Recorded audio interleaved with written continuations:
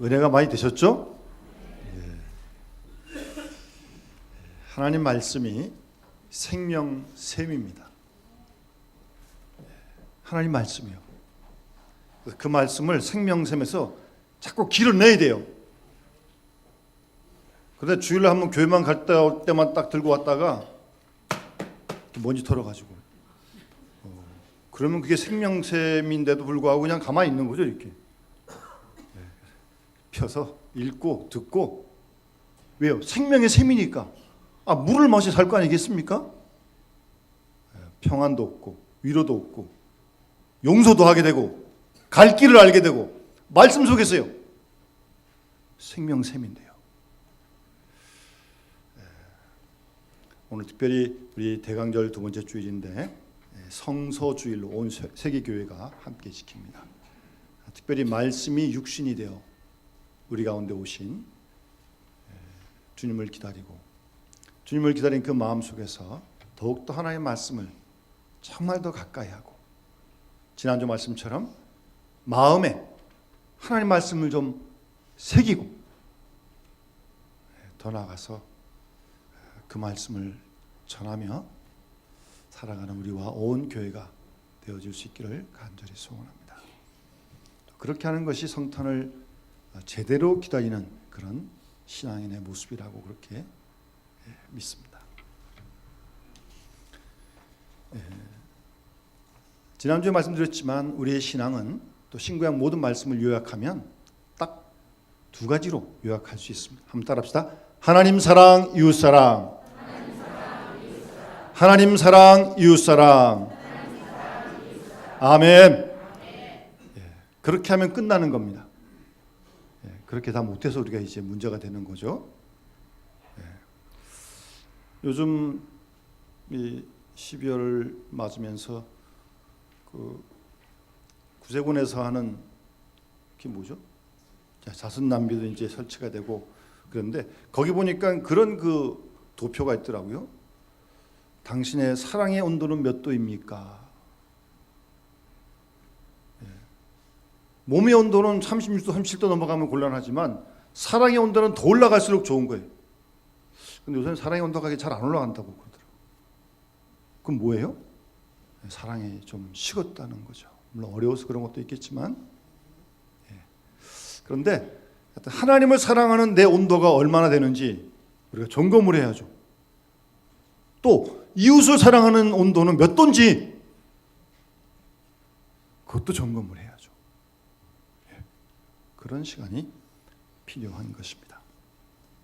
그래서 지난주에 우리 신명기 6장 말씀처럼 하나님을 사랑하는 사람은 마음을 다하고 뜻을 다하고 힘을 다하여 하나님을 사랑합니다. 왜요? 마음을 다하고 힘을 다하고 뜻을 다해가지고. 그리고 하나님을 사랑하는 사람은 하나님의 말씀을 삼가 듣고 순종합니다. 요한일서 말씀처럼 하나님을 사랑하는 것은 우리가 그의 계명을 지키는 게 하나님 사랑하는 거라니까요. 거기까지 가야죠. 느낌만 그거 가지고는 안 됩니다. 말씀을 지키는 그것이 하나님을 사랑하는 증거입니다. 그래서 그 말씀을 마음에 새깁니다. 마음에다 새겨요. 우리는 마음인 대로 행동합니다. 마음 있는 게 밖으로 나와요. 정말 하나님 말씀이 늘 우리 마음속에 가득 차서 그게 생명샘이 된다면 내가 살고 남을 살리고 가족을 살릴 수 있고 이 민족을 살릴 수 있는 거죠. 마음에 말씀을 새겨야 합니다. 자녀들에게 부지런히 가르쳐야 됩니다. 이건 선택상이 아니라 필수입니다. 필수. 부지런히 가르쳐야 됩니다. 자녀들에게. 그게 하나님 사랑하는 증거니까요. 그리고 말씀을 강론해야 됩니다. 말씀을 같이 자꾸 나누고 그렇게 해야 합니다. 가정에서도 교회에서도. 그렇게 하는 것이 하나님을 사랑하는 구체적인 모습인 것을 우리가 신명기 6장 말씀을 통해서 우리가 보았습니다. 그런데 그 사랑을 날마다 새롭게 좀 고백을 해야 됩니다. 사랑한다, 사랑한다 이렇게 생각은 있는데 고백하지 않으면 물론 하나님이 아시겠지만 고백하는 걸 또 좋아하세요. 사랑을 주일마다 고백하고 아침마다 계속 고백을 해야 돼요. 하나님, 내가 하나님 사랑합니다라고 이렇게 말입니다. 한국 사람들은 좀 그런 표현이 좀 약하죠. 제가 지난 11월 다니엘 기도를 마친 후부터 12월 들어오고 아침마다 제가 부르는 복음송이 하나 있습니다. 그 다니엘 기도회 때 은혜를 받고 그때 같이 불렀던 찬양 중에 하나인데, 제가 아침마다 이렇게 불러요. 제가 한번 못 부르지만 불러볼 테니까 한번 들어보시기 바랍니다. 사랑해요 목소리 높여 경배요 내 영혼 기뻐 오 나의 왕 나의 목소리 주님 귀에 곱게 곱게 울리기.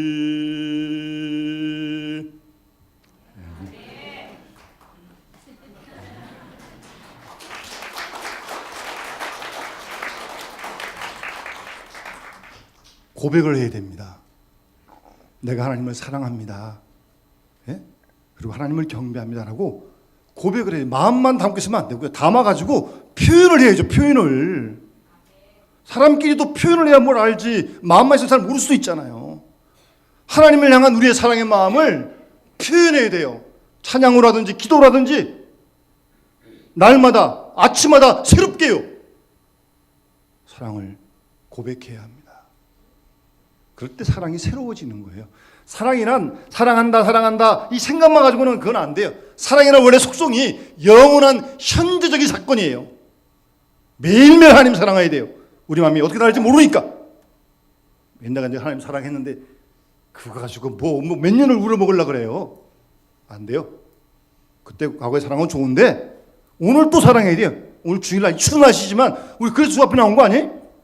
하나님께 사랑을 또 고백하고 내일도 또 고백하고 날마다 고백해야 합니다. 사실은 이게 식구들끼리도 사실 그렇게 해야 되는 게 부부간에도 원래 그렇게 해야 되는 거예요. 그럼 좀 안 하다 하니까 이상하다 그러죠 다들. 그런데 이상한 게 그게 정상인 거예요 사실은. 고백해야 됩니다. 사랑이라는 건 고백해야 합니다. 하나님께 아침마다 내가 하나님 사랑합니다라고 고백해야 합니다. 그렇게 하나님을 사랑하는 사람들은요 이웃을 사랑하게끔 되어져 있습니다. 아니 보이지도 않는 하나님을 사랑하는데 어떻게 보이는 형제를 안 사랑하겠어요? 사랑의 사도 요한은 요한일서 4장 7절 이하에서 사랑하는 자들아 우리가 서로 사랑하자. 사랑은 하나님께 속한 것이니 사랑하는 자마다 하나님으로부터 나서 하나님을 알고 사랑하지 아니하는 자는 하나님을 알지 못하나니. 사랑하지 않는 사람은 하나님 모르는 사람입니다.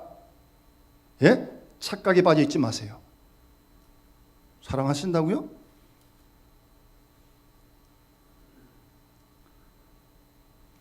사랑하는 자마다 하나님을 알고 사랑하지 아니하는 자는 하나님을 알지 못하나니. 왜요? 하나님이 사랑이시기 때문에.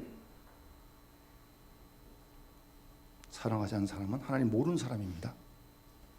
근데 스스로 사랑한다고 착각하고 있죠. 생각하고 있죠. 냉정하게 자신을 잘 진단해 보아야 합니다. 하나님의 사랑이 우리에게 이렇게 나타난 바 되었으니 하나님이 자기의 독생자를 세상에 보내심은 그로 말미암아 우리를 살리려 하심이라. 사랑은 여기 있으니 우리가 하나님을 사랑한 것이 아니요 하나님 우리를 사랑하사 화목제물로 그 아들을 보내셨다고 그렇게 말씀하십니다. 우리가 먼저 하나님 사랑한 게 아니라 하나님이 먼저 우리를 사랑하신 거예요. 그 사랑 우리가 지금 받았어요. 지금도 받고 있고 앞으로도 받을 거고 있고. 그러니 그 사랑 받았는데 사랑해야죠. 그게 하나님 아는 거니까. 그래서 사랑하는 자들아 하나님이 이같이 우리를 사랑하셨은즉 우리도 서로 사랑하는 것이 마땅하도다라고 말씀하고 있습니다. 사랑하는 것이 마땅하다고요. 어느 때는 하나님을 본 사람이 없으되 만약 우리가 서로 사랑하면 하나님이 우리 안에 거하시고 그의 사랑이 우리 안에 온전히 이루어진다고요. 하나님 본 사람은 아무도 없습니다. 눈으로 본 사람. 그러나 사랑하면 하나님이 우리 안에 거하신대. 이 말을 그대로 뒤집으면 사랑 안 하고 미워하면 하나님 우리 속에 안 거하시는 거죠. 그는.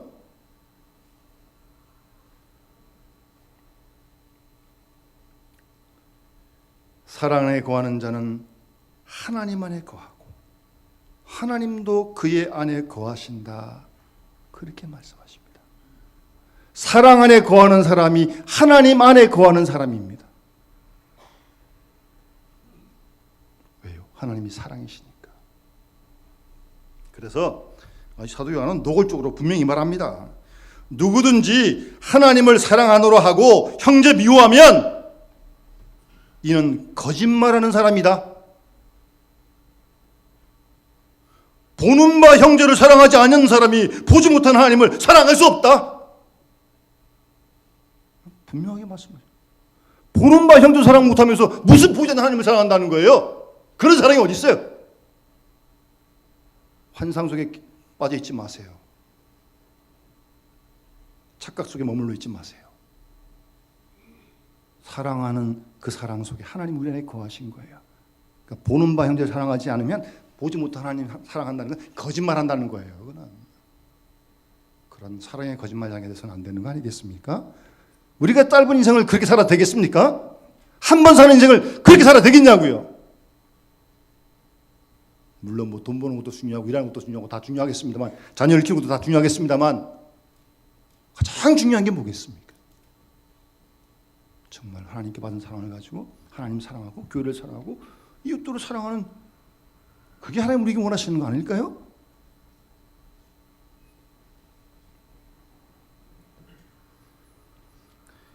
우리가 이 계명을 주님께 받았으니 하나님을 사랑하는 자는 또한 형제를 사랑할지니라. 그렇게 말씀하십니다. 그러니까 형제 사랑이 하나님 사랑의 증거입니다. 그걸 아시면 돼요. 그렇게 자신을 자꾸 진단해야 합니다. 내가 하나님 사랑한다 그러면서도 형제 사랑하는 사랑이 부족하면 온도가 떨어지면 하나님 사랑하는 게 식은 거죠. 자신을 잘 진단하면서 이 사랑의 성탄절을 우리가 맞이할 수 있어야 할 것입니다. 성경 본문 좀 띄워주세요. 신명기 22장으로 본 말씀에서 하나님이 구체적으로 이웃사랑을 말씀해 주십니다. 정확합니다. 우선 본문 다시 한번 1절만 읽으세요. 시작.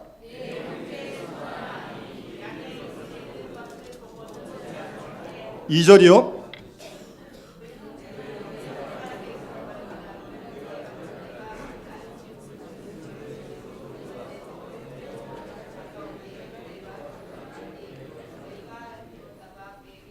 삼절 또 계세요?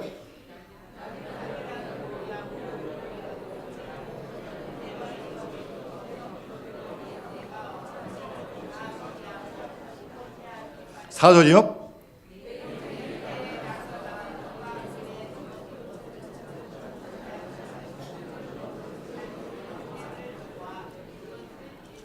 아멘. 하나님께서 모세를 통해서 이웃사랑을 어떻게 하는지를 적극적으로 구체적으로 말씀해 주고 있습니다. 원래 사랑이라는 게 막연한 게 아닙니다. 사랑은 추상적인 결코 아니에요. 본문 말씀 그대로 형제, 소, 양, 나귀, 혹 의복, 아니 형제가 잃어버린 어떤 것이라 할지라도 그거 너 얻었으면 돌려주라는 거예요. 오늘 넉 절 말씀 속에 3번 반복해 나온 단어가 뭐예요? 다 읽으셨잖아요. 못 본 채 하지 말라는 거예요. 예? 못 본 채 하지 말라는 거예요. 이웃이 뭐 잃어버렸는데 그게 뭐든지 소, 양, 나귀, 아니 의복, 아니 그 어떤 무엇이든 간에 이웃이 잃어버렸어요? 잘 가져갔다가 주인 찾아올 때까지 갖고 있다가 주라는 거예요. 적극적으로 찾아서 주라는 거예요. 돌려주라는 거예요. 유대 전승에 보면 그래도 못 찾을 수가 있잖아요. 안 올 수가 있잖아요. 그 사람이 완전히 잊어버리고 멀리 있는 사람이라면.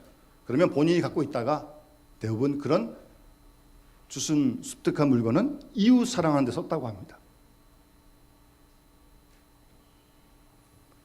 여러분, 누가복음의 선한 사마리아인의 비유에 강도를 만났어요. 피를 흘리고 있어요. 다 뺏겼어요. 그런데 지나가다가 제사장 레위인 봤는데 그냥 못 본 채 하고 지나갔어요. 아마 거기에 누가 보고 있었다면 아마 못 지나갔을지도 몰라요. 그래도 제사장인데? 그래 레위인인데 어떻게 그냥 지나가겠어요? 근데 아무도 없었던 것 같아요. 못 본 채 하고 그냥 갔어요. 상당히 적극적인 사랑, 구체적인 사랑을 요구하시는 겁니다. 절대 못 본 채 하지 말라는 거예요. 예? 이웃이 멀리 잃었건 간에 찾아서 갖다 주라는 거예요. 돌려주라는 거예요. 그 다음 8절 말씀 한번 띄워주세요. 8절 읽으세요. 여기 있습니다. 시작.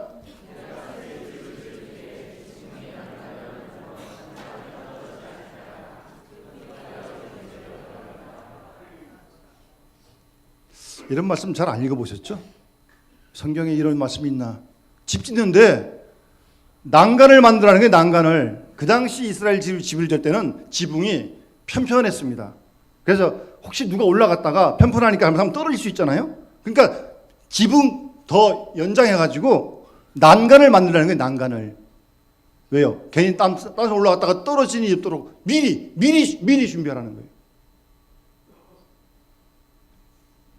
여러분, 하나님에게 우리에게 원하시는 사랑이, 이웃 사랑이 이렇게 적극적이라니까요. 자신의 유익만 고려할 것이 아니라 집 질 때 다른 사람에게 피해가 가지 않도록 하라는 거예요. 그게 사랑하는 거죠. 나 하나 좀 됐다. 남이 어쨌든 말건 그건 사랑하는 거 아니에요. 이웃을. 지붕 지을 때도 난간까지 만들려고 그러는데 난간까지 거기까지 하리면서 집을 지라고요. 이웃을 생각해서 사랑하는 마음으로. 하나님의 이웃 사랑을 아시겠습니까? 우리가 성경을 통해서 바로 배우고 바로 행할 수 있어야죠. 이런 하나님의 이웃 사랑의 정신을요.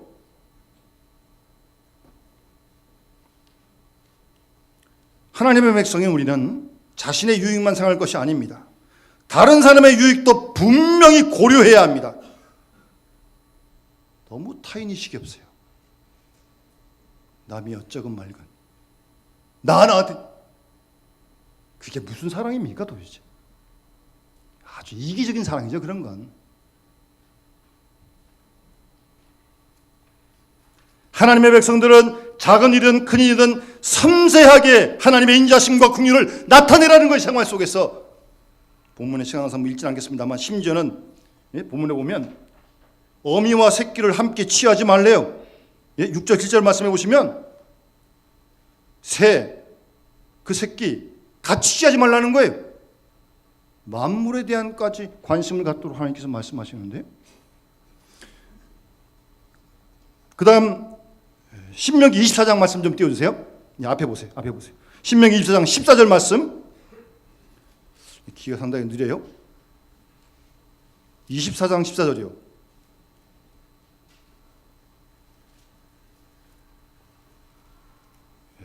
성질 급한 사람은 못 기다리겠어요. 18절. 24장 14절. 사실은 이게 성경 보는 게 빠른데 좀 수월하게 들려고 좀 이렇게 했는데 이게 읽으세요. 시작.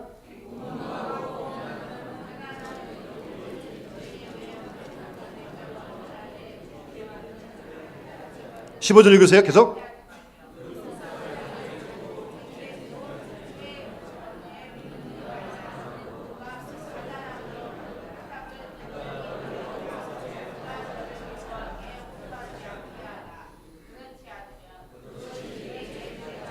또 읽으세요. 그 다음 또 읽으세요.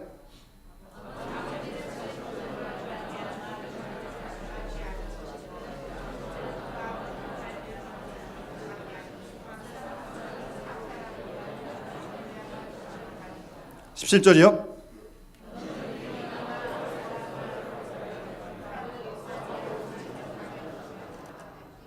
18절이요.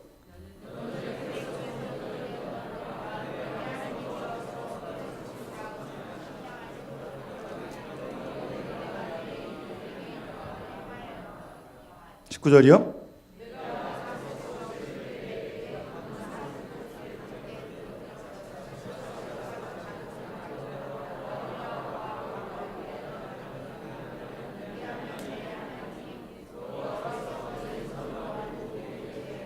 20절이요.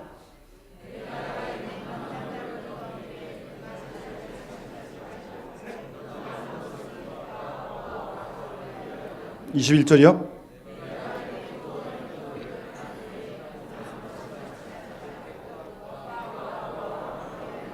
네, 22절 마지막으로.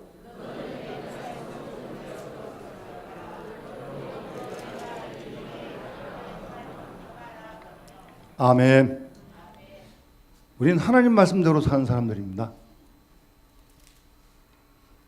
신명기 24장에는 특별히 그 가난하고 공공하고 빈한 품꾼들 학대하지 말라는 거예요. 요즘은 우리 교회 근처 시장에도 피부색이 좀 다른 사람들 와서 일하는 사람들 많이 있어요. 구체적으로 학대하지 말라는 거예요. 뿐만 아니라 일을 시켰으면 품삯 해지기 전에 꼭 주라는 거예요. 그걸 가지고 그 사람은 먹고 살 거 아니에요? 구체적인 이웃사랑을 말씀하시는 거예요. 그리고 뭐 아버지, 아들 각자 죄, 연좌죄를 그건 해서 안 된다는 거고요. 그 다음에 17절에 보시면 객이나 고아의 재판이라고 해서 억울하게 해서는 안 된다는 겁니다. 가난한 자라고 해서 불의한 판결을 받으면 안 된다는 거죠. 또 가난한 사람이 어려워서 옷 하나 입고 있는데 그 옷 전당 잡지 말라는 거예요. 그 사람 추운데 옷을 입어야 잘 거 아니에요? 아주 구체적인 이웃사랑의 모습이에요. 그리고 밭에서 곡식 거둘 때 예를 들어서 무슨 한 묶음 단위 가져오다가 떨어뜨리고 안 가져왔어요? 그럼 또 가서 그거 가져오지 말고 놔두라는 거예요. 왜요? 나그네나 고아나 과부를 위해서 그대로 놔두라는 거예요. 남겨두라는 거예요. 포도 떨 때도 마찬가지고 감나나무 떨 때도 마찬가지고 다 고아와 과부를 위해서 객을 위해서 남겨두라는 겁니다. 이런 분이 우리가 믿는 하나님이십니다. 왜요?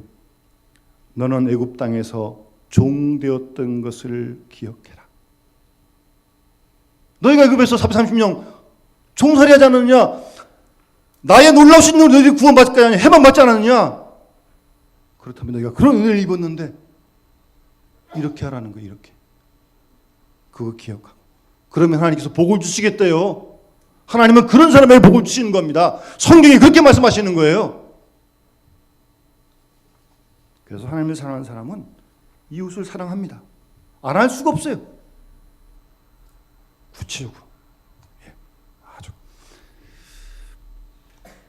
그리고 오늘 본문의 그 뒤에 13절 이하에는 신명기요. 그 가정의 순결을 말씀하십니다. 여러 가지 약혼한 처녀가 과거가 이상하다든가 약혼자가 간음을 당했다든가 구체적인 신뢰를 들면서 어쨌든 하나님은 이스라엘 공동체 특히 가정이 순결하고 성결하기를 원하시는 겁니다. 특히 가정 문제에 대해서 여러분 가정은 하나님이 만드신 가장 기본적인 공동체입니다. 가정을 통해서 하나님께서는 구원의 역사를 이루어가는 그래서 자녀들에게 부지런히 가르치라는 거예요. 하나님 말씀을 신앙을 이어 발전시켜가는 게 사명이라니까요. 그건 아주 중요한 거예요. 선택의 사랑이 아니에요. 이거는 강론해요. 자녀들과 함께.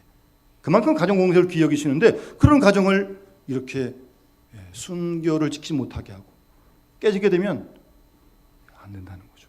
아주 하나님께 엄하게 말씀하십니다. 그리고요, 본문에 보시면 여러분 그 말씀 가운데 특별히 9절, 10절, 11절 한번 띄워주세요. 22장 9절, 10절, 11절. 9절 읽으세요. 시작.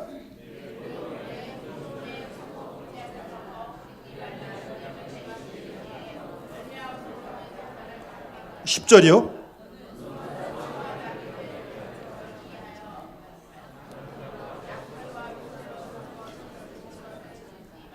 아멘. 하나님 말씀에 그런 것도 기록되어 있어요. 두 종자를 섞어 뿌리지 말라는 거예요. 포도원에. 그리고 소와 나귀를 함께 결의하여 밭을 갈지 말라고 말씀하시고, 양털과 배실을 섞어 짠 것 입지 말라는 거예요. 제가 아는 어떤 목사님은 양복을 절대 콤비 안 입습니다. 콤비 입지 말라 그런 건 아닌데, 하여튼 이 말씀을 기억하면 자기는 콤비 안 입는데요. 왜 포도원에 두 종자를 뿌리지 말고 양털과 배실을 섞어 짠서 잊지 말라 말씀하셨을까? 우리가 그런 하나님의 뜻을 헤아릴 수 있어야죠. 이 말씀은요, 신앙의 혼합주의를 조심하라는 겁니다. 하나님 섬기는 신앙에 무언가 섞여 있는 거, 여러분 놀라지 마세요. 점장이가 한 얘기는 점치러 온 사람 중에 예수 믿는 사람들이 그렇게 많대요. 남이 봤다 그러면 거짓말이지만 점장이 한 얘기니까 이건 사실이겠죠. 하나님도 믿고 점도 치고, 하나님도 뭐 믿고 뭐 딴 것도 가지고 뭐 좋은 게 좋다고. 조심해야 됩니다. 여호와 하나님을, 한 분 하나님을 섬기는 후에 어떤 무엇도 섞여서는 안 됩니다. 그런 순수한 신앙을 하나님이 요구하시는 거예요. 혼합되면 안 됩니다. 어떤 무엇도 섞여지면 안 됩니다. 거기에 그런 걸 강하게 말씀하시는 것이고, 소와 나귀를 같이 결의하여 갈지 말라는 것은, 여러분 소의 보폭과 나귀의 보폭이 다르잖아요.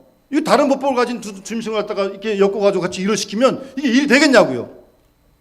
같은 소라면 모르겠지만 보폭이 다르니까요. 무슨 말이에요? 신앙인과 불신앙인의 타협을 용납하지 않는 말씀입니다. 뭐 그렇다고 뭐 불신앙 사람은 뭐 보지도 말라 그런 건 아닌데, 신앙인과 불신앙의 사람이 어떤 일을 함께 할 수가 없죠. 목적이 다른데요. 그런 의미에서 얘기하는 겁니다. 함께 하는 어떤 타협을 용납하지 않는 그런 말씀드립니다. 5절도 한번 읽어주세요. 5절 보여주세요. 22장 5절. 읽어서 시작.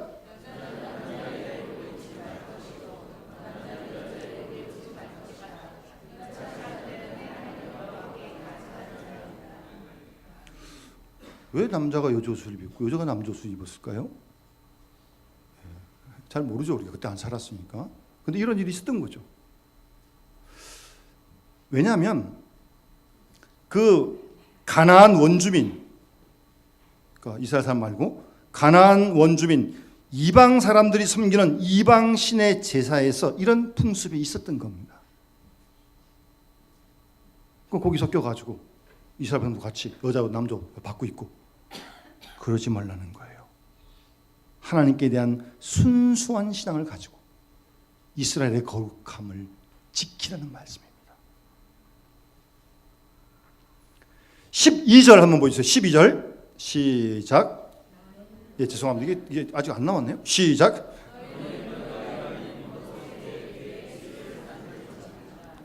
다시 말씀드리지만 이 술은 마시는 술이 아니에요. 이 술을 얘기하는 게 이 술. 거기 민수기 15장 말씀 다시 한번 보여주세요. 좀 더 자세하게 말씀하고 있어요. 민수기 15장 나올 줄로 믿고 37절 읽어서 시작. 계속 읽으세요.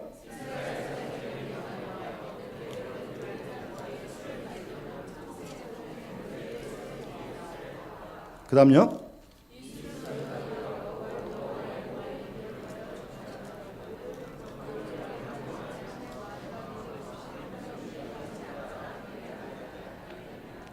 그 다음요.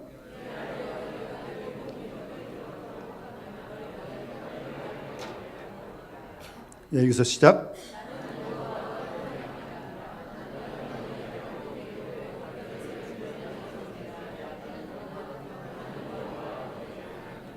아멘. 입은 옷 내단 귀에 이렇게 술을 달아서 붙이라는 거예요. 그럼 일단 술을 단 옷을 입은 사람을 보면 딴 사람들이 저 사람 이스라엘 사람이구나, 하나님 사람이구나 알 거 아니에요. 예. 거기다가 이렇게 술을 달아서 이렇게 청색도 끈까지 묶으라고 했으니까.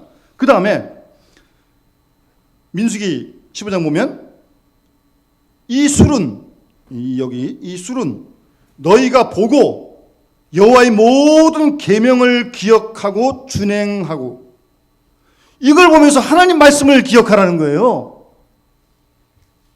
예? 하나님 말씀을 기억하고 하나님 말씀을 지키고 순종하고, 그래서 너희를 방종하게 하는 자신의 마음과 눈의 욕심을 따라 음행하지 않기 위함이다라고 분명히 이유와 목적을 말씀하십니다.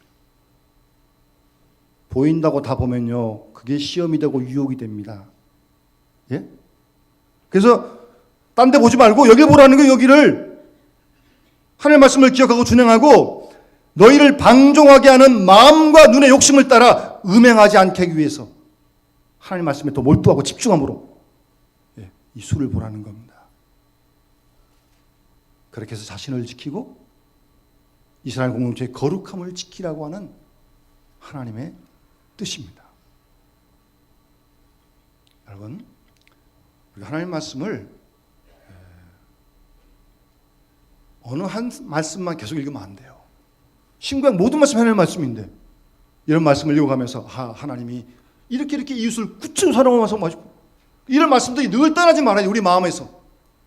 모세가 여호수아에게 사명을 맡길 때 하나님 말씀을 마음판에 새기라고요. 거기서 굳게 서서 좌로나 우로나 치우치지 말라고요. 마음을 강하게 하고 담대하라고 그렇게 여호수아 1장에서 그렇게 말씀하십니다.